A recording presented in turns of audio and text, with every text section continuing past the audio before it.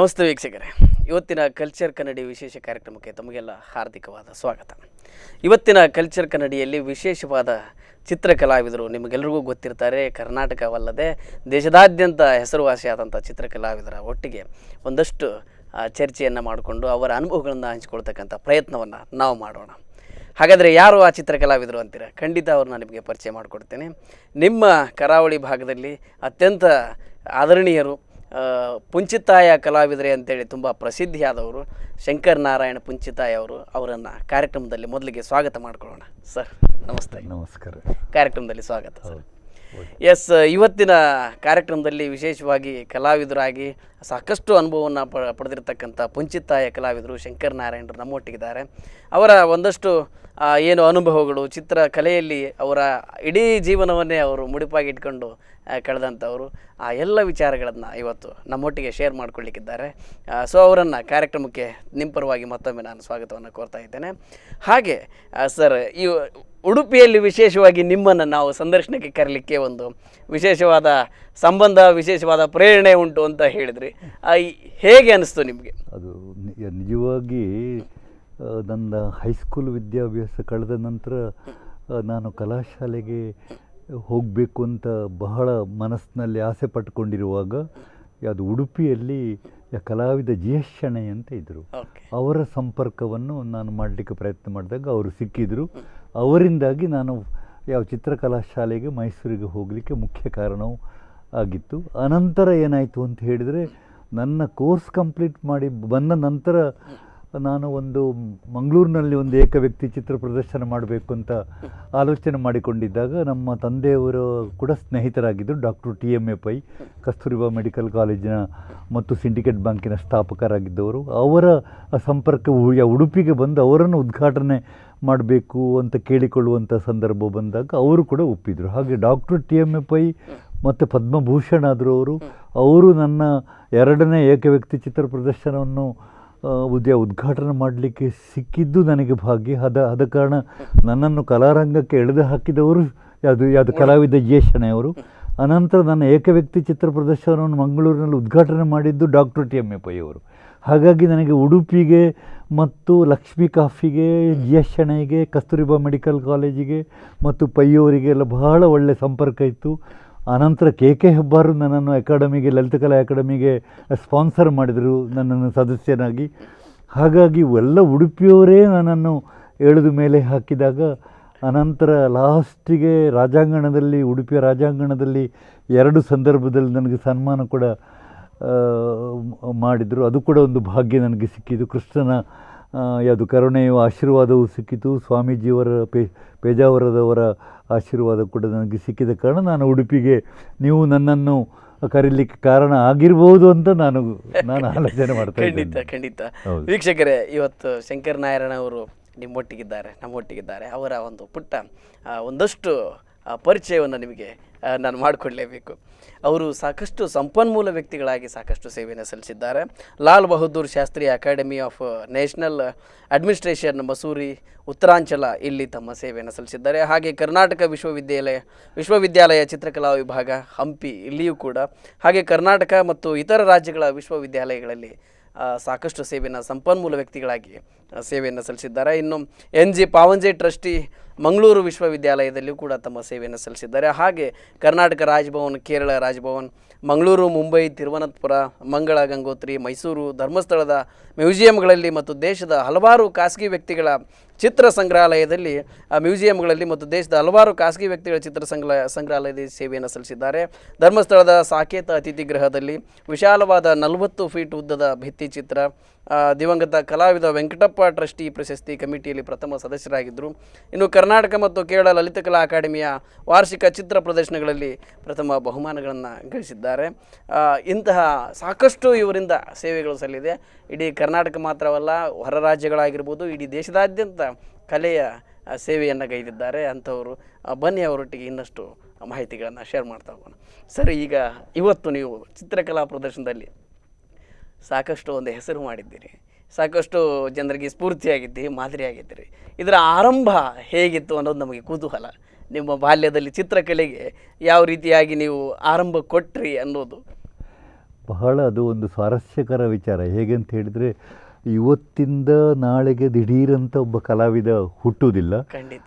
ಅವನ ಪರಿಸರದಲ್ಲಿ ಅವ ಬೆಳೀತಾನೆ, ಒಬ್ಬ ಕಲಾವಿದ ಬೆಳೀತಾನೆ.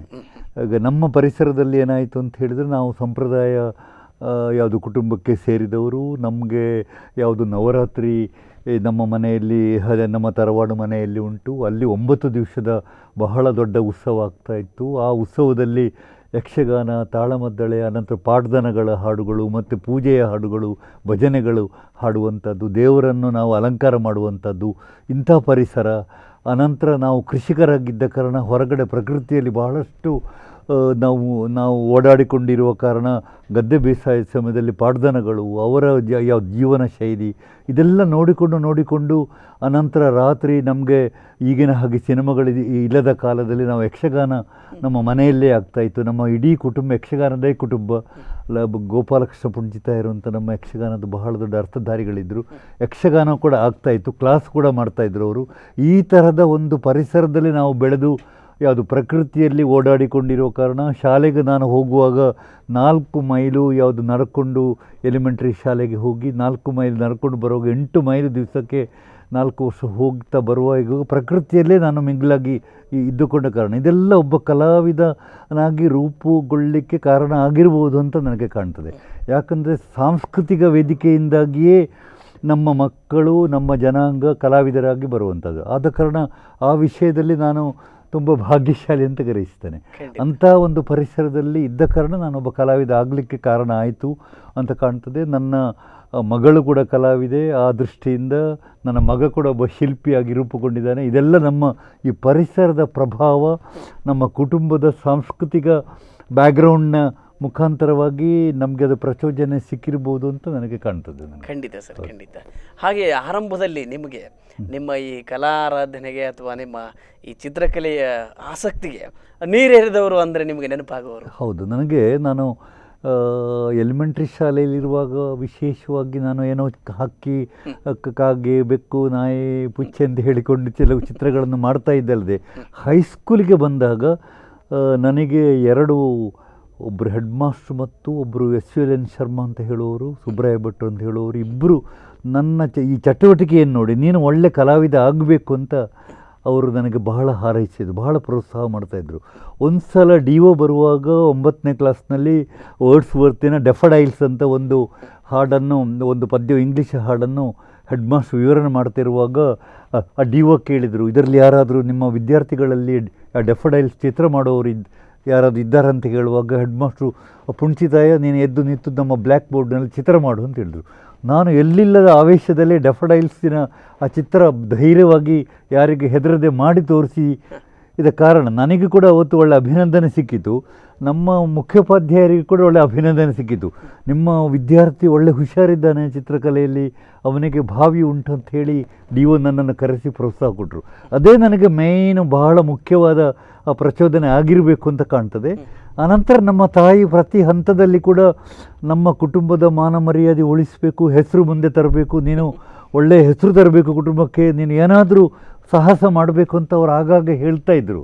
ಅವರ ಮುಖಾಂತರವೇ ನಾನು ಯಾವುದು ಮೈಸೂರಿನ ಚಾಮರಾಜೇಂದ್ರ ಚಿತ್ರಶಾಲೆಗೆ ನಾನು ಹೋಗಲಿಕ್ಕೆ ಕಾರಣ ಅದೇ. ಅವರ ಪ್ರೋತ್ಸಾಹ ಸಿಕ್ಕಿತು, ತಾಯಿದು ಪ್ರೋತ್ಸಾಹ ಸಿಕ್ಕಿತು. ಆಚೆ ಕಡೆಯಿಂದ ಶಾಲೆಯಿಂದ ಇಬ್ಬರು SVLN ಶರ್ಮಾ ಮತ್ತು ಸುಬ್ರಾಯ ಭಟ್ರಿಂದ ಕೂಡ ಪ್ರೋತ್ಸಾಹ ಸಿಕ್ಕಿತು. ಅದು ನನಗೆ ಒಳ್ಳೆ ಒಂದು ಪುಷಿಂಗ್ ಸಿಕ್ಕಿತು ಅಂತ ಕಾಣ್ತದೆ ನನಗೆ. ಅಲ್ಲಿಂದ ನಾನು ಬಹಳ ಉತ್ಸಾಹದಲ್ಲಿ ನಾನು ಚಿತ್ರ ಕಲಿತಾ ಇದ್ದೆ. ನಾನು ಇದು ಯಾವ ವಯಸ್ಸಿನಲ್ಲಿ ಸರ್? ಇದು ನಂದು ಸಾಮಾನ್ಯ 17ನೇ ವರ್ಷದಲ್ಲಿ ನಾನು ಮೈಸೂರಿನ ಚಾಮರಾಜೇಂದ್ರ ಟೆಕ್ನಿಕಲ್ ಇನ್ಸ್ಟಿಟ್ಯೂಟಿಗೆ ಹೋದೆ. ಅಲ್ಲಿ ಬಹಳ ನನ್ನ ಗುರುಗಳಾದ ಬಹಳ FM ಸೂಫಿ ಅಂತ ಮುಸ್ಲಿಂ ಗುರು, ಅವರು ನನ್ನ ಚಟುವಟಿಕೆಯನ್ನು ನೋಡು ನೀನು ಈ ಮೈಸೂರಿನ ಶಾಲೆಗೆ ನೀನು ಫಿಟ್ ಅಲ್ಲ, ನಿನಗೆ ಇಲ್ಲಿ ಫೀಡಿಂಗ್ ಸಾಕಾಗೋದಿಲ್ಲ, ನೀನು ಮೈಸೂರಿನ ಕಾಲೇಜಿಗೆ ಹೋಗು. GS ಶೆಣೈ ಮತ್ತು ಕೆಲವರನ್ನೆಲ್ಲ ನಾನು ಇಲ್ಲಿಂದ ಒಳ್ಳೆ ವಿದ್ಯಾರ್ಥಿಗಳನ್ನು ನಾನು ಬಾಂಬೆಯ JJ ಸ್ಕೂಲ್ ಆಫ್ ಆರ್ಟ್ಸ್ ಮತ್ತು ನೂತನ ಕಲಾಮಂದಿರಕ್ಕೆ ನಾನು ಕಳಿಸಿದ್ದೇನೆ, ಅಲ್ಲಿ ನಿನಗೆ ಒಳ್ಳೆ ಭವಿಷ್ಯ ಉಂಟು ಅಂಥೇಳಿ ಅವರ ಪ್ರೋತ್ಸಾಹದಿಂದ FM ಸೂಫಿ ಬಹಳ ನನಗೆ ಪ್ರೋತ್ಸಾಹ ಕೊಟ್ಟವರು. ನನಗೆ ಕ್ಲಾಸ್ ಟೀಚರ್ ಆಗಿದ್ದರು. ಒಳ್ಳೆ ಪ್ರಾಣಿಗಳ ಮತ್ತು ಹಕ್ಕಿಗಳ ಚಿತ್ರಮಂಡಲದಲ್ಲಿ ಬಹಳ ಸಿದ್ಧಹಸ್ತರು ಅವರು ಬಹಳ ಪ್ರಸಿದ್ಧರದರಲ್ಲಿ, ಮತ್ತು ಕರ್ನಾಟಕದ ಪ್ರಸಿದ್ಧ ಸುಬ್ರಹ್ಮಣ್ಯ ರಾಜು ಅಂತ ಹೇಳುವವರು ಕೂಡ ನನಗೆ ಎಸ್ ಎನ್ ಸ್ವಾಮಿ ಸುಬ್ರಹ್ಮಣ್ಯ ರಾಜು ಅಂತ ಹೇಳೋರು ಕೂಡ ಪ್ರಸಿದ್ಧ, ಅಲ್ಲಿ ನನಗೆ ಮಾಸ್ಟರ್ಗಳಾಗಿದ್ದರು, ಯಾವ ಗುರುಗಳಾಗಿದ್ದರು. ಅವರ ಮೂವರ ಪ್ರೋತ್ಸಾಹದಿಂದಲೇ ನಾನು ನೂತನ ಕಲಾಮಂದಿರಕ್ಕೆ ಬಾಂಬೆಗೆ ಹೋದದ್ದು. J J school of arts ನೂತನ ಕಲಾಮಂದಿರ ವಿದ್ಯಾರ್ಥಿಯಾಗಿ ಅಲ್ಲಿ ಬಹಳಷ್ಟು 5 ವರ್ಷ ಎಲ್ಲ ವಿಷಯಗಳಲ್ಲಿ ಕೂಡ ನಾನು ಬೇಕಾದಷ್ಟು ಬಹುಮಾನಗಳನ್ನು ಪಡೆದುಕೊಂಡು ಒಳ್ಳೆಯ ಹುಡುಗ ಅಂತ ಹೇಳುವ ಒಂದು ಮೆರಿಟ್ ಸರ್ಟಿಫಿಕೇಟ್ ಕೂಡ ನನಗೆ ಸಿಕ್ಕಿತ್ತು. ದಂಡಾವತಿ ಮಠ ಅಂತ ಹೇಳುವ ಕರ್ನಾಟಕದ ನ್ಯಾಷನಲ್ ಲೆವೆಲ್ನಲ್ಲಿ ಸೆಂಟ್ರಲ್ ಅಕಾಡೆಮಿಯ ಅವಾರ್ಡ್ ಸಿಕ್ಕಿದ, ಪ್ರಶಸ್ತಿ ಸಿಕ್ಕಿದಂಥ ಗುರುಗಳು ನನಗೆ ಭಾಗ್ಯದಿಂದ ನನಗೆ ಸಿಕ್ಕಿದ್ರು. ಅವರು ಬೆಳಗ್ಗೆ 7ರಿಂದ ಸಾಯಂಕಾಲ 7ರವರೆಗೆ ಪುಂಚಿತಾಯ ನೀನು ಇಲ್ಲೇ ಇರು, ಕ್ಲಾಸ್ನಲ್ಲೇ ನಿನಗೆ ಖುಷಿ ಬಂದಾಗೆ ಕೆಲಸ ಮಾಡು ಅಂತ ಹೇಳಿಕೊಂಡು ನನಗೆ ಪ್ರೋತ್ಸಾಹ ಕೊಡ್ತಾಯಿದ್ರು. ಅವರೆಲ್ಲರ ಒಂದು ಅನುಗ್ರಹದಿಂದ ಬಹುಶಃ ನಾನು ಅನಂತರ ಕೂಡ 21ನೇ ವರ್ಷದಲ್ಲಿ 22ನೇ ವರ್ಷದಲ್ಲಿ ನಂದು ಫೈನ್ ಆರ್ಟ್ಸ್ ಡಿಪ್ಲೊಮಾ ಆಯಿತು. ಪೇಂಟಿಂಗ್ ಯಾವುದು ಡಿಪ್ಲೊಮಾ ಆಗಿ ನಾನು ಯಶಸ್ವಿ ಸ್ಟೂಡೆಂಟಾಗಿ ವಾಪಸ್ ಮಾತೃಭೂಮಿಗೆ ಬರುವಂತಹ ಒಂದು ಯೋಗ ಕೂಡ ನನಗೆ ಬಂತು. ನಮ್ಮ ತಾಯಿ ಅದನ್ನೇ ಹಾರೈಸ್ತಾಯಿದ್ರು, ನೋಡು ಬೇಕಾದಷ್ಟು ಗದ್ದೆ ತೋಟಗಳೆಲ್ಲ ಉಂಟು, ಪ್ರಕೃತಿ ಮಡಿಲುಂಟು, ಒಳ್ಳೆಯ ಜಲಪಾತ ಇರುವಂಥ ಪ್ಲಾಟ್ ನಿನಗೆ ಕೊಡ್ತೇವೆ ನಾವು, ನೀನು ಇಲ್ಲೇ ಇದ್ದುಬಿಟ್ಟು ಇದನ್ನು ನಮ್ಮನ್ನೆಲ್ಲ ನೋಡಿಕೊಳ್ಬೇಕು, ಒಟ್ಟಿಗೆ ಕೃಷಿಯನ್ನು ಕೂಡ ನೋಡಿಕೊಂಡು ಅಲ್ಲಿ ಕೂಡ ನಿನಗೆ ಉತ್ಪಾದನೆ ಸಿಗ್ತದೆ, ಒಟ್ಟಿಗೆ ನಿನ್ನ ಕಲಾ ಜೀವನವನ್ನು ಕೂಡ ನೀನು ಅಭಿವೃದ್ಧಿಪಡಿಸ್ಬೋದು ಅಂತ ಹೇಳಿ ಅವರು ಆ ಒಂದು ಪ್ರೇರಣೆಯಿಂದ ನಾನು ಬಾಂಬೆ ಎಲ್ಲ ಬಿಟ್ಟು ವಾಪಸ್ ಊರಿಗೆ ಬಂದಾಗ ನನಗೆ TMA ಪೈ ಅವರಲ್ಲಿಗೆ ಹೋಗುವಂಥ ಒಂದು ಭಾಗ್ಯ ಸಿಕ್ಕಿತು. ಸರ್, ನನ್ನ ಒಂದು ಏಕವ್ಯಕ್ತಿ ಚಿತ್ರ ಪ್ರದರ್ಶನವನ್ನು ನೀವು ಏರ್ಪಾಡು ಮಾಡಬೇಕು, ನೀವು ಉದ್ಘಾಟನೆ ಮಾಡಬೇಕು ಅಂತ ಹೇಳುವಾಗ ಮಂಗಳೂರಿನಲ್ಲಿ ಅವರೇ ನನಗೆ YMCA ಮೆಡಿಕಲ್ ಕಾಲೇಜಿನ ಹಾಲು ಕೊಟ್ಟರು. ಬ್ಯಾಂಕಿನ ಎಲ್ಲರೂ ನನಗಲ್ಲಿ ಸಹಕರಿಸಿದರು. ಅವರು ಪೈಗಳ ಪ್ರೋತ್ಸಾಹ ಬಹಳಷ್ಟು ನನಗೆ ಖುಷಿಯಾಯಿತು. ನನ್ನಂಥ ಸಣ್ಣ ಮನುಷ್ಯನಿಗೆ ಅಷ್ಟು ದೊಡ್ಡ ಮನುಷ್ಯ ಬಹಳ ಮಕ್ಕಳೊಟ್ಟಿಗೆ ಬಹಳ ಪ್ರೀತಿಯಿಂದ ಮಾತಾಡಿದಾಗ ನನ್ನನ್ನು ಏಕವ್ಯಕ್ತಿ ಪ್ರದರ್ಶನದಲ್ಲಿ ಪ್ರೋತ್ಸಾಹಿಸಿ ಬ್ಯಾಂಕಿನವರು ನನ್ನ ಚಿತ್ರವನ್ನು ಖರೀದಿ ಮಾಡಿ ಬ್ಯಾಂಕಿನ ಒಳಗೆ ಆಫೀಸ್ನಲ್ಲಿ ಇಡಬೇಕು ಅಂತ ಹೇಳಿಕೊಂಡು ಕೂಡ ಹೋದರು. ಇದು ನನಗೆ ಇನಿಷಿಯಲ್ ಸ್ಟೇಜಿನಲ್ಲಿ ಒಂದು ಪ್ರೇರಣೆ ಸಿಕ್ಕಿದ್ದು ನನಗೆ. ಎಸ್ ಸರ್, ನಾವು ನಮ್ಮ ಚರ್ಚೆಯನ್ನು ಮತ್ತಷ್ಟು ಮುಂದುವರಿಸೋಣ. ಅದಕ್ಕಿಂತ ಮುಂಚೆ ಸಣ್ಣ ವಿರಾಮ ಅಂತ. ಒಳ್ಳೆದಾಯ್ತು. ಎಸ್ ವೀಕ್ಷಕರೇ, ಪುಂಚಿತಾಯ ಕಲಾವಿದರು ತಮ್ಮ ಅನುಭವಗಳನ್ನು, ತಮ್ಮ ಕಲಾಗಾಥೆಯನ್ನು ಮುಂದುವರಿಸ್ತಾರೆ. ಅದಕ್ಕಿಂತ ಮುಂಚೆ ಒಂದು ಸ್ಮಾಲ್ ಬ್ರೇಕ್.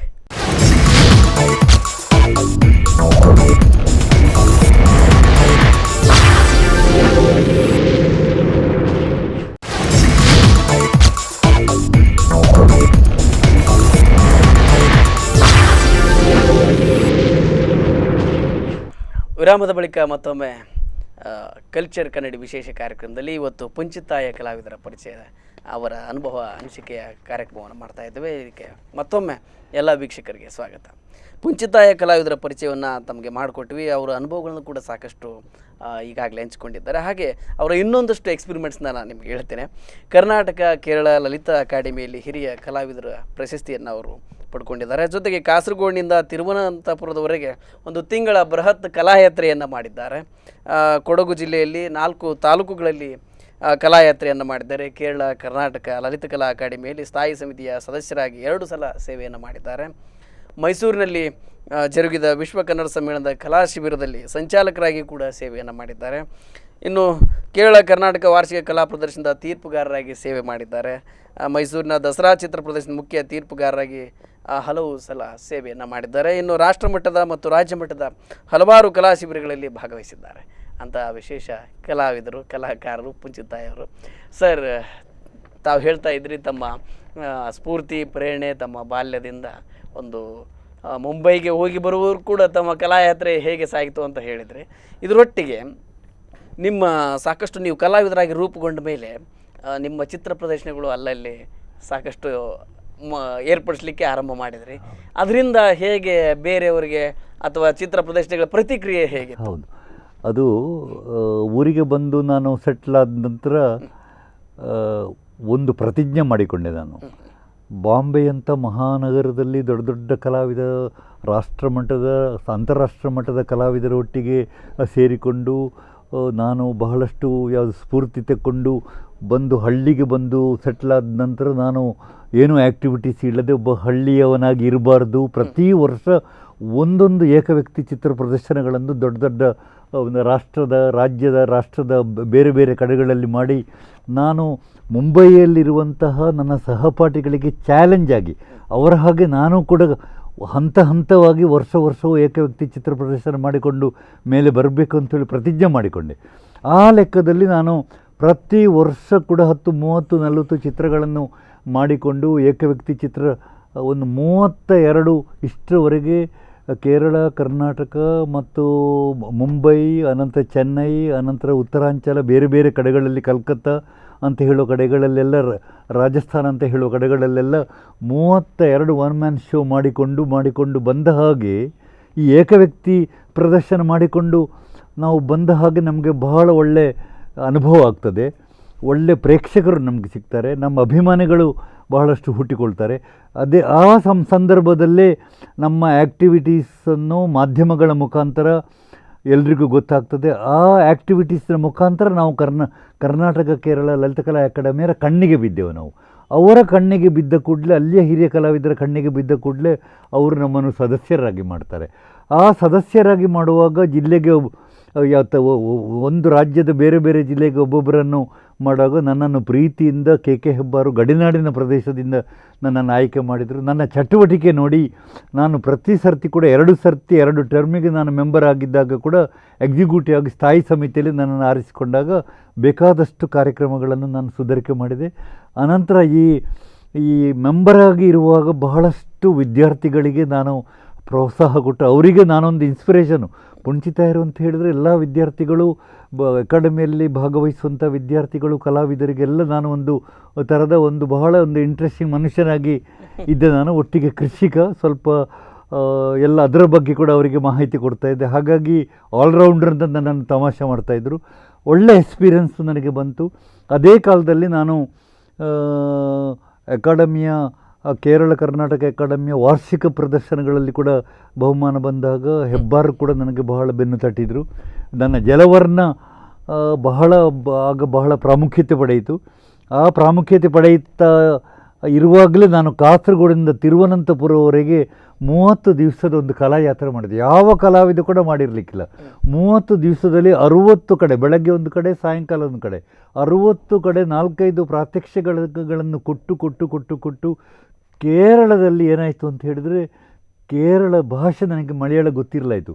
ಈ 30 ದಿವಸದಲ್ಲಿ ನಾನು ಮಲಯಾಳವೂ ಕೂಡ ಕಲಿತ ಹಾಗಾಯಿತು. 1000ಗಟ್ಟಲೆ ಜನ ಮೆಡಿಕಲ್ ಕಾಲೇಜು, ಎಂಜಿನಿಯರಿಂಗ್ ಕಾಲೇಜಿನಲ್ಲಿ ಎಲ್ಲ ನನ್ನ ಕಾರ್ಯಕ್ರಮ ಇದ್ದ ಕಾರಣ ಕೇರಳದಲ್ಲಿ ಸಂಪೂರ್ಣ ನನ್ನನ್ನು 30 ದಿವಸದಲ್ಲಿ ನಮ್ಮ ಪುಣ್ಚಿತಾಯರು ಅಂತ ಹೇಳುವಷ್ಟು ಅಭಿಮಾನಿಗಳು ಅಲ್ಲಿ ಹುಟ್ಟಿಕೊಂಡರು. ಅದು ಒಂದು ಒಳ್ಳೆಯ ಎಕ್ಸ್ಪೀರಿಯನ್ಸ್. ಅನಂತರ ಅದರಿಂದಾಗಿ ಕೇರಳದ ಪ್ರತಿಯೊಂದು ಜನರು ನನ್ನನ್ನು ಕಾರ್ಯಕ್ರಮಕ್ಕೆ ಕರೀತಾಯಿದ್ರು. ಒಂದು ಸಲ ಇದೇ ಸಂದರ್ಭದಲ್ಲಿ ಏನಾಯಿತು ಅಂತ ಹೇಳಿದರೆ, ಪಶ್ಚಿಮಘಟ್ಟ ಉಳಿಸಿ ಅಂತ ಪಶ್ಚಿಮಘಟ್ಟವನ್ನು ರಕ್ಷಣೆ ಮಾಡಿ ಅಂತ ಹೇಳೋ ಒಂದು ಚಳವಳಿ ಕೇರಳದಲ್ಲಿದ್ದಾಗ ನನಗೆ ಸ್ಟೇಜ್ ಪ್ರೋಗ್ರಾಮ್ ಕೊಟ್ಟರು. ಕೇರಳದ ಪಶ್ಚಿಮಘಟ್ಟದ ಬಗ್ಗೆ ನೀವು ಮಾತಾಡಬೇಕು, ಒಟ್ಟೊಟ್ಟಿಗೆ ಚಿತ್ರ ಮಾಡಿ ಜನರನ್ನು ಮನರಂಜಿಸಬೇಕು ಅಂತ ಹೇಳುವಾಗ ನನಗೆ ಬಹಳ ಇಷ್ಟವಾದ ಒಂದು ಕಥೆ ಆಗಿತ್ತದು. ಎಲ್ಲ ಸ್ಟೇಜ್ಗಳಲ್ಲಿ ಕೂಡ 10-15 ನಿಮಿಷದಲ್ಲಿ ಪಶ್ಚಿಮಘಟ್ಟದ ಸೌಂದರ್ಯವನ್ನು ಬಿಂಬಿಸುವಂಥ ಚಿತ್ರ ಮಾಡ್ತಾ ಇದ್ದ. ಒಟ್ಟೊಟ್ಟಿಗೆ ಪಶ್ಚಿಮಘಟ್ಟದಲ್ಲಿ ಏನೇನು ವಿಶೇಷ ಸವಲತ್ತು ಉಂಟು, ವಿದೇಶಗಳಲ್ಲಿ ಯಾವ ದೇಶದಲ್ಲಿ ಕೂಡ ಇಲ್ಲದ ಯಾವುದು ಜೀವಾಣುಗಳು, ಪ್ರಕೃತಿ ವಿಶೇಷಗಳು ನಮ್ಮ ಪಶ್ಚಿಮಘಟ್ಟದಲ್ಲಿ ಉಂಟು, ಇದನ್ನು ರಕ್ಷಣೆ ಮಾಡಬೇಕು ಅಂತ ಚಿತ್ರ ಮುಖಾಂತರ ನಾನು ಮೆಸೇಜ್ ಕೊಡುವಾಗ ಎಲ್ರಿಗೂ ಅದೊಂಥರ ಥ್ರಿಲ್ ಆಗ್ತಿತ್ತು. ಎಲ್ಲ ಪತ್ರಿಕೆಯವರು ಕೂಡ ನನ್ನ ಕಾರ್ಯಕ್ರಮವನ್ನು ಹೈಲೈಟ್ ಮಾಡ್ತಾಯಿದ್ರು. ಅದು ನನಗೆ ನನ್ನ ರಾಜ್ಯಕ್ಕೆ ನಾನು ಕೊಟ್ಟ ಒಂದು ಒಳ್ಳೆ ಸಂಭಾವನೆ ಅಂತ ಕಾಣ್ತದೆ. ಅನಂತರ ಕಾಸರಗೋಡಿನಲ್ಲಿ ಕೂಡ ನಾನು ಎಂಡೋಸಲ್ಫಾನ್ನ ಬಗ್ಗೆ ಶ್ರೀ ಪಡ್ರೆ ಅಂತ ಹೇಳುವವರೊಂದು ಕಲಾಯಾತ್ರೆ ಮಾಡಿದಾಗ ಒಂದು ಅವೇರ್ನೆಸ್ಸು, ಯಾವುದು ತಿಳುವಳಿಕೆ ಎಂಡೋಸಲ್ಫಾನ್ನ ಬಗ್ಗೆ ಹುಟ್ಟಿಸುವ ಪ್ರಯತ್ನ ಅವರು ಕೂಡ ಮಾಡಿದರು. ಅವರೊಟ್ಟಿಗೆ ಕೂಡ ನಾನು ಸುಮಾರು ಕಾರ್ಯಕ್ರಮ ಹಳ್ಳಿ ಶಾಲೆಗಳಿಗೆ, ಹಳ್ಳಿಯ ವಿಶೇಷ ಕೇಂದ್ರಗಳಿಗೆ ಹೋಗಿ ಚಿತ್ರ ಬಿಡಿಸೋದು, ಎಂಡೋಸಲ್ಫಾನ್ನ ಸಫರರ್ಸ್ನ ಬಗ್ಗೆ ಚಿತ್ರ ಬಿಡಿಸಿ ಅವರಿಗೆ ಹೇಳೋದು, ಆ ಟೀಮ್ನಲ್ಲಿ ನನಗೆ ಬಹಳ ಪ್ರಾಮುಖ್ಯತೆ ಇತ್ತು. ಅದೇ ಥರ ಒಂದು ಸಲ ಸೈಂಟ್ ಫಿಲೋಮನ್ದಲ್ಲಿ ಕೈಯಾರ ಕಿಂಜಡ್ರೈಗಳ ಮಗ ಪ್ರಸನ್ನ ರೈಯವರು ಒಂದು ಸಲ ಪಶ್ಚಿಮಘಟ್ಟದ ಬಗ್ಗೆ ಮಾತಾಡಲಿಕ್ಕೆ ಮತ್ತು ಪ್ರಾತ್ಯಕ್ಷಿಕೆ ಕೊಡಲಿಕ್ಕೆ ಬಂದಾಗ ಅಲ್ಲಿ ಕೂಡ ಈ ಥರ ಕೊಟ್ಟಿದ್ದರು. ಹಾಗೆ ಸಾಮಾಜಿಕವಾಗಿ ಕೂಡ ನಾವು ಚಿತ್ರಕಲೆಯನ್ನು ಜನಸಾಮಾನ್ಯರಿಗೆ ಮುಟ್ಟಿಸುವಂತಹ ಒಂದು ಪ್ರಯತ್ನ ಮಾಡ್ತಾ ಇದ್ದೆವು. ಚಿತ್ರಕಲೆ ಅಂತ ಹೇಳೋದೊಂದು ವಿಶೇಷವಾದ ಒಂದು ಆಯುಧ.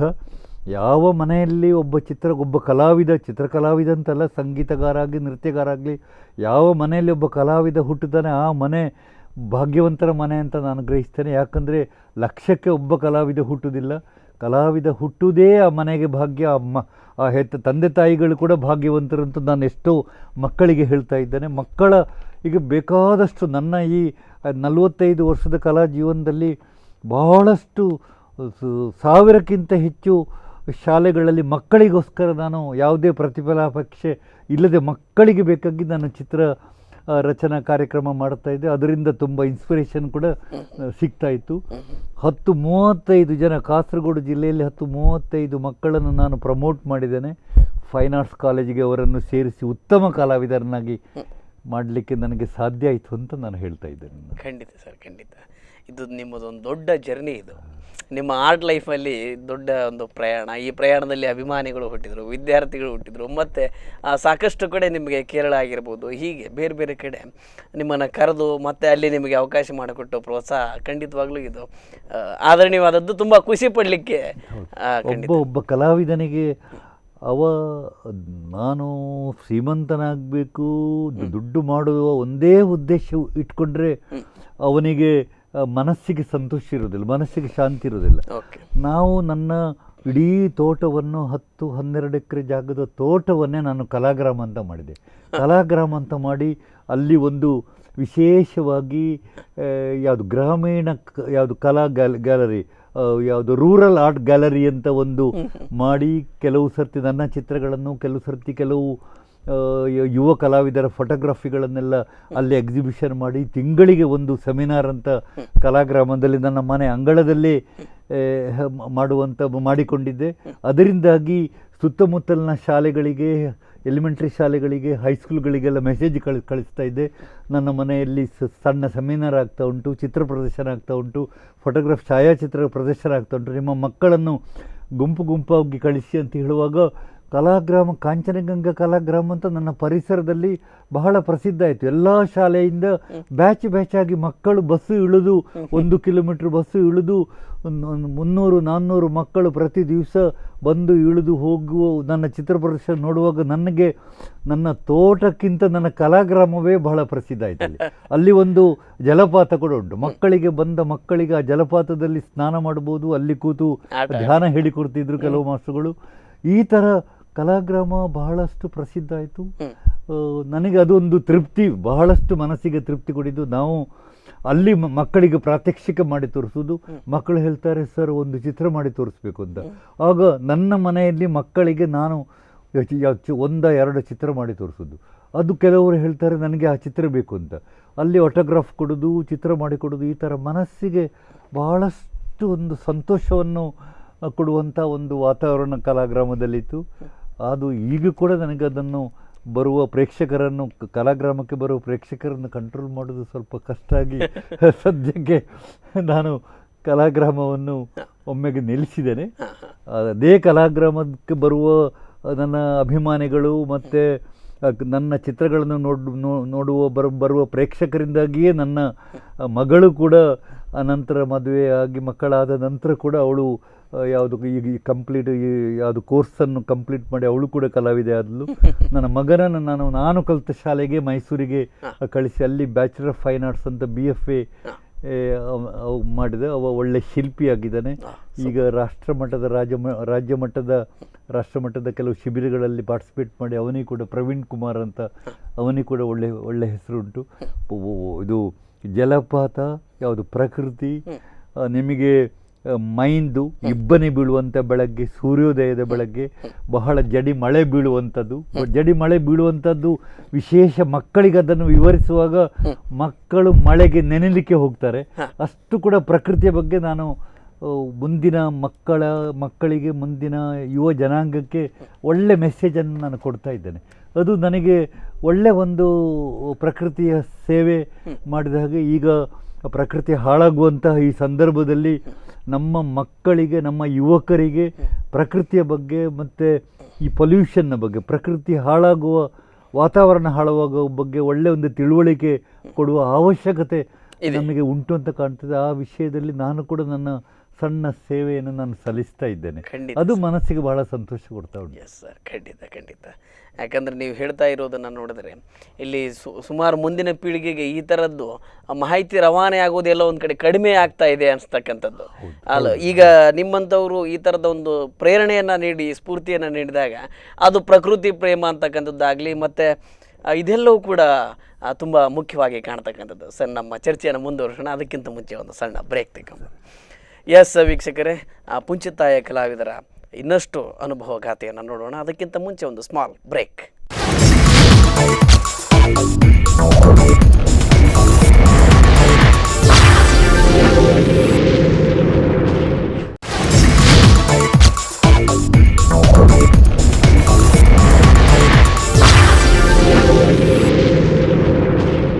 ವಿರಾಮದ ಬಳಿಕ ಕಲ್ಚರ್ ಕನ್ನಡಿ ವಿಶೇಷ ಕಾರ್ಯಕ್ರಮದಲ್ಲಿ ಮತ್ತೊಮ್ಮೆ ಸ್ವಾಗತ. ಇವತ್ತಿನ ಕಲ್ಚರ್ ಕನ್ನಡಿಯಲ್ಲಿ ಚಿತ್ರ ಕಲಾವಿದರು ನಮ್ಮೊಟ್ಟಿಗಿದ್ದಾರೆ. ಪುಂಚಿತಾಯ ಕಲಾವಿದರೆ ಅಂತೇಳಿ ಕರಾವಳಿಯ ಈ ಗಡಿನಾಡಿನ ಕಾಸರಗೋಡಿನಿಂದ ಹಿಡಿದು ಕಾಶ್ಮೀರದವರೆಗೂ ಕೂಡ ಇವತ್ತು ಹೆಸರನ್ನು ಮಾಡಿದಂಥವರು. ಅವರ ಯಶೋಗಾತಿಯನ್ನು ನಾವು ಕೇಳ್ತಾ ಇದ್ವಿ. ಸಾಕಷ್ಟು ಅಭಿಮಾನಿಗಳು, ವಿದ್ಯಾರ್ಥಿಗಳು ಅವರಿಂದ ಪ್ರೇರಿತರಾಗಿ ಇವತ್ತು ಸಾಕಷ್ಟು ಜನ ಚಿತ್ರಕಲೆಯಲ್ಲಿ ತಮ್ಮನ್ನು ತಾವು ತೊಡಗಿಸಿಕೊಂಡಿರೋದು ತುಂಬ ವಿಶೇಷವಾದದ್ದು. ಸರ್, ಈಗ ಮುಖ್ಯವಾಗಿ ನೀವು ಚಿತ್ರಕಲೆಯನ್ನೇ ಯಾಕೆ ಆಯ್ಕೆ ಮಾಡಿಕೊಂಡ್ರಿ? ಈ ಚಿತ್ರಕಲೆ ಬದುಕಿಗೆ ಯಾವ ರೀತಿಯಾದಂಥ ಒಂದು ಹೊಸ ವಿಷನ್ ಕೊಡುತ್ತೆ ಅಂತಕ್ಕಂಥದ್ದು? ಬಹಳ ಅಭಿರುಚಿ ಇರುವಂಥ ಒಂದು ವಿಚಾರ. ಒಂದು ಸಲ ನಾನು ಅಮೃತಾನಂದಮಯಿಯವರು ನನ್ನನ್ನು ಒಂದು ಸಲ ಅವರ ಆಶ್ರಮಕ್ಕೆ ಕೊಲ್ಲಂನಲ್ಲಿ ಕರೆದಾಗ ಅವರು ಹೇಳಿದ ವಿಚಾರ ಏನು ಅಂತ ಹೇಳಿದರೆ, ಯಾವ ವ್ಯಕ್ತಿ ಚಿತ್ರಕಲಾವಿದ, ಯಾವ ವ್ಯಕ್ತಿ ಕಲಾವಿದ ಆಗಿರ್ತಾನೋ, ಅವ ಡ್ಯಾನ್ಸರ್, ಅವ ನೃತ್ಯಗಾರ ಆಗಿರ್ಬೋದು, ನೃತ್ಯಗಾತಿ ಆಗಿರ್ಬೋದು, ಕಲಾವಿದೆ ಆಗಿರ್ಬೋದು, ಕವಿ ಆಗಿರ್ಬೋದು, ಚಿತ್ರಕಲಾವಿದ ಆಗಿರ್ಬೋದು, ಹಾಡೋರಾಗಿರ್ಬೋದು, ಅವರ ಈ ವೃತ್ತಿಯಲ್ಲಿ ಇರುವಂತಹ ಸಂದರ್ಭದಲ್ಲಿ ಒಬ್ಬ ಕಲಾವಿದ ಚಿತ್ರ ಬಿಡಿಸ್ತಾ ಇರುವಾಗ ಅದರಲ್ಲಿ ಇನ್ವಾಲ್ವ್ಮೆಂಟ್, ಅದರಲ್ಲಿ ಮಗ್ನನಾಗಿದ್ದಾಗ ಅವನಿಗೆ ಆಯುಷ್ಯ ಕೂಡುವುದಿಲ್ಲ ಅಂತ ಅಮ್ಮನವರು ಹೇಳ್ತಾರೆ. ಅಂದರೆ ನಿಮ್ಮ ತನ್ಮಯತೆ ಏನಾಗ್ತದೆ ಅಂತ ಹೇಳಿದರೆ ನಿಮಗೆ ಆಯುಷ್ಯವನ್ನು ಸೇರಿಸುವುದಿಲ್ಲ. ನೀವು ನ್ಯೂಟ್ರಲ್ ಅಂತ ಹೇಳ್ತಾರೆ, ನ್ಯೂಟ್ರಲ್ ಆಗಿರ್ತೀರಾಗ. ಅದು ವಿಶೇಷ. ಅದರಲ್ಲಿ ಸಿಗುವಂತಹ ಈ ಆನಂದ ಏನಾಗ್ತದೆ ಅಂತ ಹೇಳಿದರೆ ಅದು ದೊಡ್ಡ ಮೆಸೇಜ್. ಅದು ಮುಂದಿನ ಜನಾಂಗಕ್ಕೆ ಈ ಬಹಳಷ್ಟು ದೊಡ್ಡ ಮೆಸೇಜ್ ಅದು. ಈಗ ವಾಸ್ತುಶಿಲ್ಪದಲ್ಲಿ ಕೂಡ ಹಾಗೆ ಉಂಟು. ವಾಸ್ತುಶಿಲ್ಪಿಗಳು ಕೂಡ ಚಿತ್ರಗಾರರು. ಅವರ ವಾಸ್ತುಶಿಲ್ಪದಲ್ಲಿ ಬರುವ ಲೆಕ್ಕಾಚಾರಗಳನ್ನು ಅವರು ಮಾಡ್ತಾ ಇರುವಾಗ ಅವರ ಆಯುಷ್ಯ ಕೊಡುವುದಿಲ್ಲ. ಒಬ್ಬ ನೃತ್ಯಗಾರ ಸಂಪೂರ್ಣವಾಗಿ ಅದರಲ್ಲಿ ತನ್ಮಯತೆ ಆಗಿರುವಾಗ ಅವನಿಗೆ ಕೂಡ ಅವ ನ್ಯೂಟ್ರಲ್ ಆಗಿರ್ತಾನೆ. ಸಂಗೀತದ ಬಗ್ಗೆ ಎಸ್ ಪಿ ಬಾಲಸುಬ್ರಹ್ಮಣ್ಯ ಅವರು ಹೇಳುವ ಹಾಗೆ, ಎಸ್ ಪಿ ಬಾಲಸುಬ್ರಹ್ಮಣ್ಯ 40,000 ಹಾಡುಗಳನ್ನು ಇಷ್ಟು ವರ್ಷ ಹಾಡಿದರು. ಇಷ್ಟು ವರ್ಷ ಎಷ್ಟೋ ಅಭಿಮಾನಿಗಳನ್ನು ಅವರಿಗೆ ಇದ್ದಾರೆ ಅಂತ ಹೇಳಿದರೆ, ಅವರು ಈಗಲೂ ಕೂಡ ಅವರಿಗೆ ಅವರ ಪ್ರಾಯದ ಬಗ್ಗೆ ಅವರು ಚಿಂತೆ ಮಾಡಲೇ ಇಲ್ಲ. ಅವರಿಗೇ ಗೊತ್ತಿಲ್ಲ, ಅಷ್ಟು ಅಭಿಮಾನಿಗಳು ಅವರಿಗಿದ್ದಾರೆ. ಅಂದರೆ ಮುಖ್ಯವಾಗಿ ಕಾನ್ಸಂಟ್ರೇಷನ್ ಬಹಳ ಮುಖ್ಯ. ನಾವು ಕಲಾವಿದರು ಹೆಚ್ಚಾಗಿ ನಾವು ಯಾವುದು ಧ್ಯಾನ, ಯೋಗ ಅಂತ ಮಾಡದಿದ್ದರೂ ಕೂಡ ನಮ್ಮ ಯೋಗ, ಧ್ಯಾನ ಅಂತ ಹೇಳೋದು ನಾವು ಚಿತ್ರಕಲೆಯಲ್ಲಿ, ನಮ್ಮ ಕಲೆಯಲ್ಲಿ ತನ್ಮಯತೆಯಿಂದ ಇರುವುದೇ ಒಂದು ಯೋಗ. ಅದು ಒಂದು ಯೋಗಾಭ್ಯಾಸ ಅಂತ ಧ್ಯಾನ ಸ್ಥಿತಿ. ಒಬ್ಬರು ಯೋಗ ಪಟ್ಟು ನನ್ನ ಜನಪಾದದ ಹತ್ತಿರ ನನ್ನನ್ನು ಕೂತ್ಕೊಳಿಸಿ ನಾನು ಅವರಿಗೆ ಹೇಳಿದೆ, ನಾನು ನಿಮ್ಮ ಹಾಗೆ ಯೋಗ ಮಾಡಲಿಕ್ಕೆ ನಾನು ಏನು ಇಷ್ಟವರೆಗೆ ಕಲೀಲಿ ಅಭ್ಯಾಸ ಮಾಡಲಿಲ್ಲ.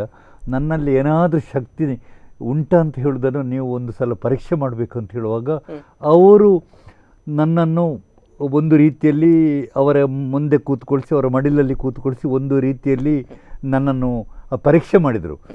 ಒಂದು 1/4 ಗಂಟೆ ಪರೀಕ್ಷೆ ಮಾಡಿದ ನಂತರ ನನ್ನನ್ನು ಎಚ್ಚರಿಸಿದರು. ಎಚ್ಚರಿಕೆ ಮಾಡಿದ ನಂತರ ಅವರು ಹೇಳಿದರು, ನಿಮಗೆ ಯಾವ ಥರದ ಯೋಗಾಭ್ಯಾಸವೂ ಬೇಡ, ನಿಮ್ಮ ಹತ್ರ ಸಂಪೂರ್ಣವಾಗಿ ಏಕಾಗ್ರತೆ ಉಂಟು, ಆ ಶಕ್ತಿ ಉಂಟು, ನಿಮಗೆ ಬೇರೆ ಕ್ಲಾಸ್ ಅಗತ್ಯ ಇಲ್ಲ ಅಂತ ಹೇಳಿದರು. ಹಾಗಾಗಿ ಪ್ರತಿಯೊಬ್ಬ ಕಲಾವಿದನಲ್ಲಿ, ಕವಿಯಲ್ಲಿ, ಒಬ್ಬ ಸಂಗೀತಗಾರನಲ್ಲಿ ಆ ಥರದ ಶಕ್ತಿ ಇರುವ ಕಾರಣವೇ ಅವ ಮುಂದೆ ಬರ್ತಾನೆ. ಅಂಥ ಶಕ್ತಿ ಇದ್ದವರೇ ಮುಂದೆ ಯಾವುದು ಪ್ರಸಿದ್ಧರಾಗೋದು. ಇಲ್ಲದಿದ್ದರೆ ಆ ಶಕ್ತಿ ಇಲ್ಲದವರು ಪ್ರಸಿದ್ಧರಾಗೋದಿಲ್ಲ. ಅವರು ಕಮರ್ಷಿಯಲ್ ಆಗಿ ಹೋಗಿಕೊಂಡು ದುಡಿತಾರೆ, ಕಷ್ಟಪಡ್ತಾರೆ, ದುಡಿತಾರೆ, ಸಂಪಾದನೆ ಮಾಡ್ತಾರೆ. Yes sir. ಆದರೆ ಒಳ್ಳೆ ಕಲಾವಿದ ಅಂತ ಹೆಸರು ಬರಬೇಕಾದ್ರೆ ಈ ಥರದ ಕ್ವಾಲಿಟಿ ಅವರಲ್ಲಿ ಇರ್ತದೆ. ಎಸ್ ಅದು ಬಹಳ ಮುಖ್ಯವಾಗಿರುವಂಥದ್ದು. ಸರ್. ಹಾಗೇನೆ ಇವತ್ತು ಎಷ್ಟೋ ಜನ ಹೊಸ ಪೀಳಿಗೆಯ ಚಿತ್ರಕಲಾವಿದರಿಗೆ ಒಂದು ಪ್ರಶ್ನೆ ಇರ್ತದೆ, ನಾವು ಚಿತ್ರಕಲೆಯನ್ನು ವೃತ್ತಿಯನ್ನಾಗಿ ತೆಗೆದುಕೊಳ್ಳಬಹುದೇ, ನಮ್ಮ ಬದುಕನ್ನು ಅದು ನಡೆಸುತ್ತೆಯೇ, ಅಥವಾ ಇವತ್ತು ನಮ್ಮ ಕಲಾ ಬದುಕು ಈ ಲೌಕಿಕ ಬದುಕಿನೊಟ್ಟಿಗೆ ಯಾವ ರೀತಿಯಾಗಿ ಮಿಂಗಲ್ ಆಗುತ್ತೆ ಅನ್ನೋದೊಂದು ಯಕ್ಷ ಪ್ರಶ್ನೆ ಆಗಿದೆ. ಅದಕ್ಕೆ ತಾವು ಏನು ಹೇಳ್ತೀರಿ? ಇದು ಈಗ ನಮ್ಮ ಊರಿನಲ್ಲಿ, ನಮ್ಮ ಪ್ರದೇಶದಲ್ಲಿ ಕೆಲವು ಸಬ್ಜೆಕ್ಟುಗಳಲ್ಲಿ ಮಾತ್ರ ವಿದ್ಯಾಭ್ಯಾಸ ಸಿಗ್ತದೆ, ಕೆಲವು ಸಬ್ಜೆಕ್ಟುಗಳಲ್ಲಿ ಮಾತ್ರ ಸ್ಪೆಷಲೈಸೇಷನ್ ಮಾಡ್ತಾರೆ. ಅಂದರೆ ಏನಾಗ್ತದೆ, ಒಂದು ಉದಾಹರಣೆಗೆ ನಾನು ಹೇಳ್ತೇನೆ. ಈ ಪ್ರದೇಶದಲ್ಲಿ ಮೆಡಿಕಲ್ ಕಾಲೇಜು, ಎಂಜಿನಿಯರಿಂಗ್ ಕಾಲೇಜ್ ಇದ್ದ ಕಾರಣ ನನ್ನ ಮಕ್ಕಳು ಎಂಜಿನಿಯರೇ ಆಗಬೇಕು, ಮೆಡಿಕಲ್ ಯಾವುದು ಡಾಕ್ಟ್ರುಗಳಾಗಬೇಕು, ವೈದ್ಯರಾಗಬೇಕು ಅಂತ ಹೇಳುವ ಒಂದು ಆಸೆ ನಮ್ಮ ಹೆತ್ತವರಲ್ಲಿರ್ತದೆ.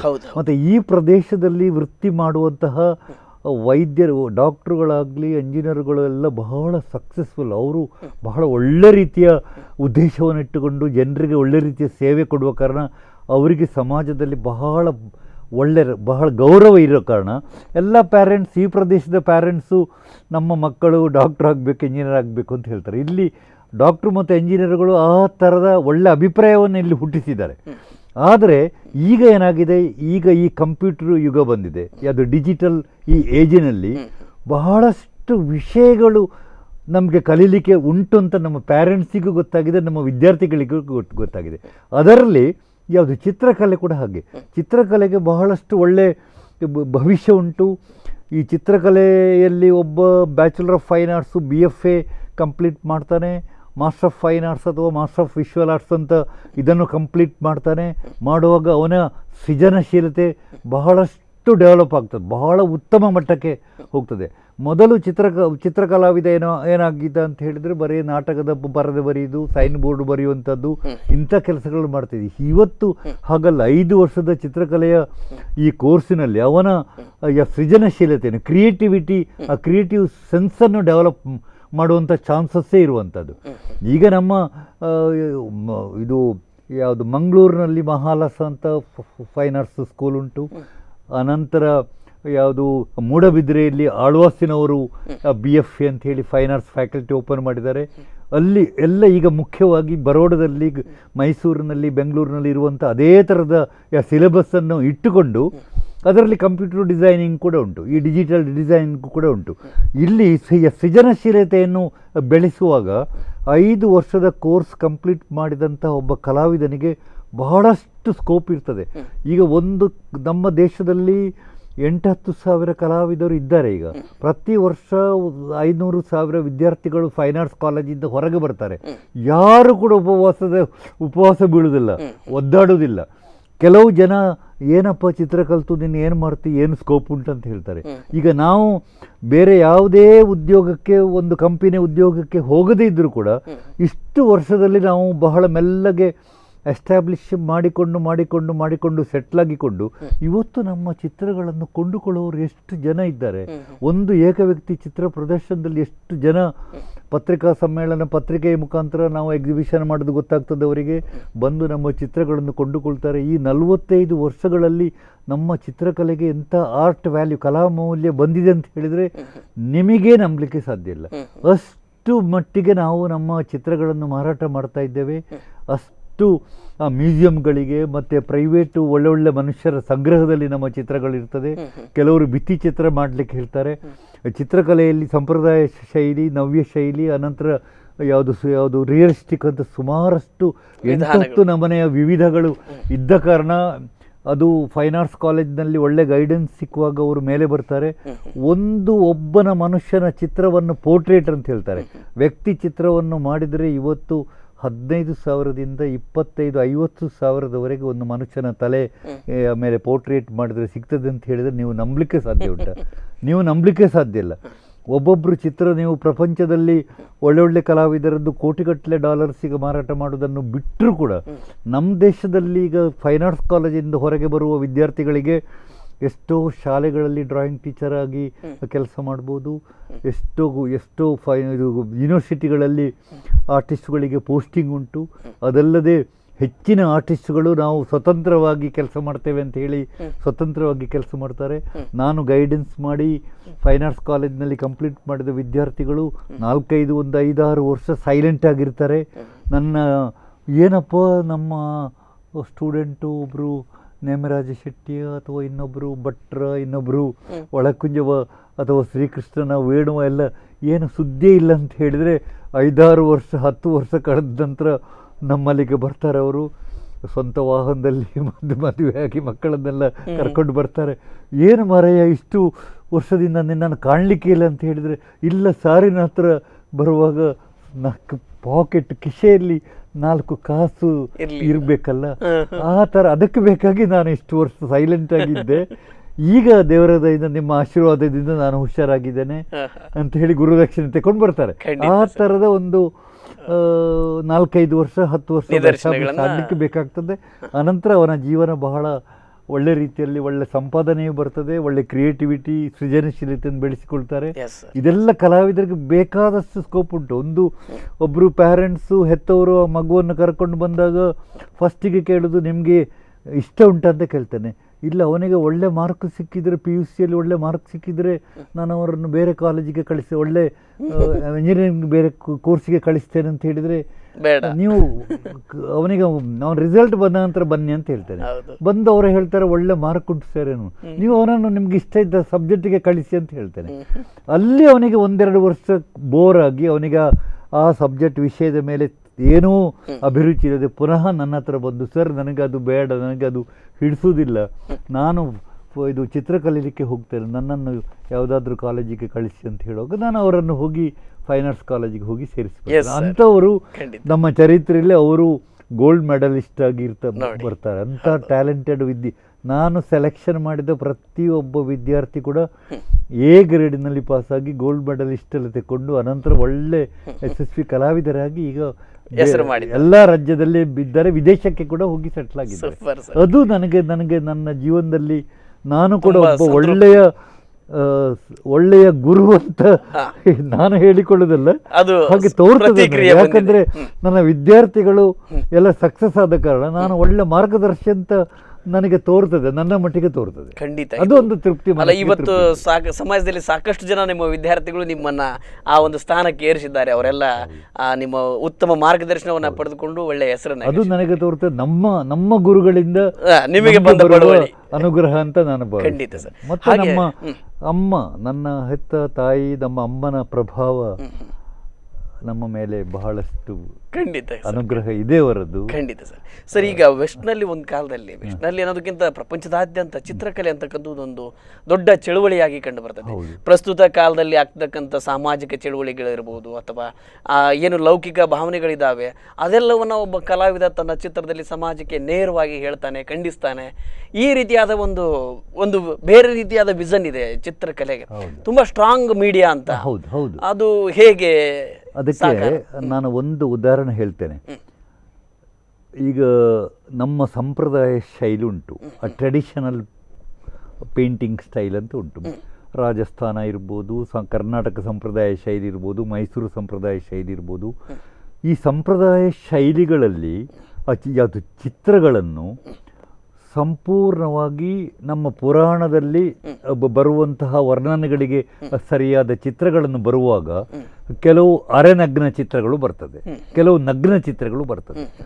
ಈ ಅರೆನಗ್ನ ಚಿತ್ರಗಳು, ನಗ್ನ ಚಿತ್ರಗಳು ಯಾವುದು ಪುರಾಣದ ಅಲ್ಲಿ ವಿವರಣೆ ಮಾಡಿದ ಹಾಗೆ ಬಂದ ಅದು ಓಲೆಗರಿಯಲ್ಲಿ ಅಂಥ ಚಿತ್ರಗಳು ಬಂತು. ಗೋಡೆಯಲ್ಲಿ ಭಿತ್ತಿ ಚಿತ್ರಗಳ ಮುಖಾಂತರ ನಗ್ನ ಚಿತ್ರಗಳು, ಅರೆನಗ್ನ ಚಿತ್ರಗಳು ಬಂತು. ಇದೆಲ್ಲ ಬರುವಾಗ ಏನಾಯಿತು ಅಂತ ಹೇಳಿದರೆ, ಅಥವಾ ಶಿಲ್ಪಕಲೆಯಲ್ಲಿ ನಿಮಗೆ ನಗ್ನ ಚಿತ್ರಗಳು ಸಾಮಾನ್ಯವಾಗಿ ಎಲ್ಲ ದೇವಸ್ಥಾನಗಳಲ್ಲಿ ಕೂಡ ನಗ್ನ ಶಿಲ್ಪಕೃತಿಗಳನ್ನು ನೀವು ಕಾಣಬಹುದು. ಇದೆಲ್ಲ ಏನಾಗ್ತದೆ, ಇದು ಏನಾಗ್ತದೆ ಅಂತ ಹೇಳಿದರೆ, ಇದು ಒಂದು ಮೆಸೇಜು. ನಮ್ಮ ಮನುಷ್ಯನಲ್ಲಿರುವಂತಹ ವಿಕಾರತೆಗಳನ್ನು ಕಂಟ್ರೋಲ್ ಮಾಡುವಂತಹ ಒಂದು ಸಿಸ್ಟಮ್ ಚಿತ್ರಕಲೆಯ ಮುಖಾಂತರ, ಶಿಲ್ಪಕಲೆಯ ಮುಖಾಂತರ ಬಂದಿದೆ. ಇದು ಬಹಳವಾಗಿ ನೀವು ಆಲೋಚನೆ ಮಾಡಬಹುದು. ಯಾಕಂತ ಹೇಳಿದ್ರೆ, ನಮಗೆ ಮಕ್ಕಳಿರುವಾಗಲೇ, ಮಕ್ಕಳು ತಾಯಿಯ ಮಲೆ ಹಾಲನ್ನು ಕುಡಿತಾ ಇರುವಾಗ ಆ ಮಗುವಿಗೆ ನಗ್ನತೆ ಇದೇ ಇರುವುದಿಲ್ಲ, ಭಾವನೆ ಭಾವನೆ ಇರುವುದಿಲ್ಲ. ಆ ಮಲೆಹಾಲು ಕುಡಿಸುವಂತಹ ತಾಯಿಯನ್ನು ನೋಡುವ ಉಳಿದವರಿಗೂ ಕೂಡ ನಿಮಗೆ ಮನಸ್ಸಿನ ವಿಕಾರತೆ ಬರುವುದಿಲ್ಲ. ಅನಂತರ ಒಂದು ತಾಯಿಯ ಮಲೆಹಾಲು ಮಲೆ ಅಂತ ಹೇಳಿದರೆ ಒಬ್ಬ ಮನುಷ್ಯನ ನಂತರ ಅವನ ಹೆಂಡತಿಯಲ್ಲಿ ಕೂಡ ಆ ಮಲೆ ಇರ್ಬೋದು, ಆ ನಗ್ನತೆ ಇರ್ಬೋದು. ಆ ದಂಪತಿಗಳಿಗೆ ಹುಟ್ಟುವ ಹೆಣ್ಣು ಮಗುವಿನಲ್ಲಿ ಕೂಡ ಆ ನಗ್ನತೆ, ಹೆಣ್ಣು ಗಂಡು ಮಗುವಿನಲ್ಲಿ ಕೂಡ ಆ ನಗ್ನತೆ ಇರ್ಬೋದು. ಅಂದರೆ ಇದು ಒಂದು ಮಾರಲ್ ಟೀಚಿಂಗ್ಸ್, ನಮ್ಮ ಜೀವನದ ಒಂದು, ನಮ್ಮ ಜೀವನದಲ್ಲಿ ಬರುವ ನಮ್ಮ ಕ್ಯಾರೆಕ್ಟರ್, ನಮ್ಮ ಶೈಲಿಯಲ್ಲಿ ಬರುವ ವಿಕಾರತೆಗಳನ್ನು ಕಂಟ್ರೋಲ್ ಮಾಡುವಂತಹ ಒಂದು ಸಿಸ್ಟಮ್ ಚಿತ್ರಕಲೆಯಲ್ಲಿ ಬಂದಿದೆ. ಇದು ಬಹಳ ಪ್ರಾಮುಖ್ಯವಾದ ಒಂದು ಮೆಸೇಜ್. ಇದು ಪ್ರಪಂಚದ ಎಲ್ಲ ಕಡೆಗಳಲ್ಲಿ ಕೂಡ ಇದಿದೆ. ಭಾರತದಲ್ಲಿ ಒಳ್ಳೆಯ ನಮ್ಮ ಚಿತ್ರ ಸಂಪ್ರದಾಯ ಶೈಲಿ ಕಲಾವಿದರು ಮತ್ತು ಶಿಲ್ಪಿಗಳು ಅದರ ಬಗ್ಗೆ ಒಳ್ಳೆಯೊಂದು ಕಾಂಟ್ರಿಬ್ಯೂಷನ್ ಕೊಟ್ಟಿದ್ದಾರೆ. ಎಸ್ ಸರ್, ಇವತ್ತು ಸಾಕಷ್ಟು ವಿಚಾರಗಳನ್ನು ನಮ್ಮೊಟ್ಟಿಗೆ ತಾವು ದೀರ್ಘವಾಗಿ ಹಂಚಿಕೊಂಡ್ರಿ. ತಮ್ಮ ಅನುಭವಗಳನ್ನು, ತಮ್ಮ ವಿದ್ಯಾರ್ಥಿಗಳೊಟ್ಟಿಗೆ ಅನುಭವಗಳನ್ನು, ಮತ್ತು ಒಂದು ಮಾರಲ್ ಟೀಚಿಂಗ್ ಚಿತ್ರಕಲೆ ಹೇಗೆ ಕೊಡ್ತದೆ, ಈ ಎಲ್ಲ ವಿಚಾರಗಳನ್ನು ಸಾಕಷ್ಟು ನಮ್ಮೊಟ್ಟಿಗೆ ಹಂಚಿಕೊಂಡ್ರಿ. ನಮ್ಮ ಎಲ್ಲ ವೀಕ್ಷಕರ ಪರವಾಗಿ ತಮಗೆ ಕೃತಜ್ಞತೆಗಳೊಂದಿಗೆ ವಂದನೆಗಳನ್ನು ಸಮರ್ಪಿಸ್ತೇನೆ. ಪ್ರತ್ಯೇಕವಾಗಿ ಕಾಸರಗೋಡಿನ ಗಡಿನಾಡ ಪ್ರದೇಶದ ಕನ್ನಡ ಕಲಾವಿದ ಅಂತ ನನ್ನನ್ನು ಉಡುಪಿಯ ಸಂಸ್ಕೃತಿಗೆ ಮತ್ತು ಉಡುಪಿಯ ಒಂದು ಹಿನ್ನೆಲೆಗೆ ಒಂದು ಹೋಲಿಸಿ ಇಲ್ಲಿವರೆಗೆ ಕರೆಸಿ ಸ್ಪಂದನದಲ್ಲಿ ಒಂದು 45 ನಿಮಿಷ ಮಾತಾಡುವಂತಹ ಸಂದರ್ಭ ಕೊಟ್ಟದಕ್ಕೆ ಸ್ಪಂದನಕ್ಕೆ ನಾನು ಪ್ರತ್ಯೇಕವಾದ ಧನ್ಯವಾದವನ್ನು ಅರ್ಪಿಸ್ತೇನೆ. ಪ್ರತ್ಯೇಕವಾಗಿ ನನ್ನನ್ನು ಸಂದರ್ಶನ ಮಾಡಿದ ಕಮಲ್ ನಯನ್ ತಮಗೆ ನನ್ನ ವಿಶೇಷವಾದ ಅಭಿನಂದನೆಗಳು. ಅದು ನಮ್ಮ ಎಲ್ಲ ಟೀಮಿಗೆ ಸಲ್ಲಿಸ್ತೇನೆ. Thank you sir. ಟೀಮಿಗೆ ನಾನು ಅಭಿನಂದನೆ. Thank you sir. ಎಸ್ ವೀಕ್ಷಕರೇ, ಇವತ್ತಿನ ಕಲ್ಚರ್ ಕನ್ನಡಿ ವಿಶೇಷ ಕಾರ್ಯಕ್ರಮದಲ್ಲಿ ಈ ಒಂದು ಕರಾವಳಿ ಭಾಗದ ವಿಶೇಷ ಚಿತ್ರಕಲಾವಿದರು ಶಂಕರ್ ನಾರಾಯಣ ಪುಂಚಿತ್ತಾಯರ ಸಂದರ್ಶನವನ್ನು ತಾವು ಇದುವರೆಗೆ ನೋಡಿದ್ರೆ. ಇದೇ ಇವತ್ತಿನ ವಿಶೇಷ. ನಿಮ್ಮೂರಿನ ನಿರಂತರ ಸುದ್ದಿ, ಮಾಹಿತಿ ಮತ್ತು ಮನೋರಂಜನೆಗಾಗಿ ನೋಡ್ತಾ ಇರಿ ಸ್ಪಂದನ ಟಿವಿ. ನಮಸ್ತೆ.